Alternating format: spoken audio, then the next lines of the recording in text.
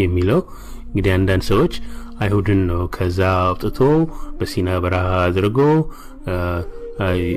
ጁዲያን የወረሱ እነሱ ናቸው ስለዚህ ጁዲያ ስለሰፈሩ ነው ይላል። ይሄ ግን አይደለም። ምክንያቱም ምን ይላል?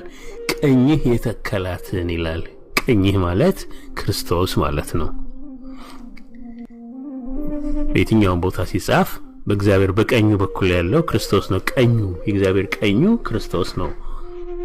በየትኛውም ቦታ መጽሐፍ ቅዱስ ላይ ያሉ ስንኞች በሙሉ ቀኝ የሚለው ክርስቶስን ነው። ክርስቶስ ደግሞ አይሁድን አይደለም የተከለው። ክርስቶስ የተከለው ቤተክርስቲያንን ነው። ከግብጽ መጥታ የተተከለች ቤተክርስቲያን አሁንም ያለች ዙሪያዋ አጥሯ የተፈረሰባት ኢትዮጵያ ብቻ ናት። ሌላ ቤተክርስቲያን የለም። ኢትዮጵያ ቤተክርስቲያን ብቻ ናት ከግብጽ መጥታ የተተከለች።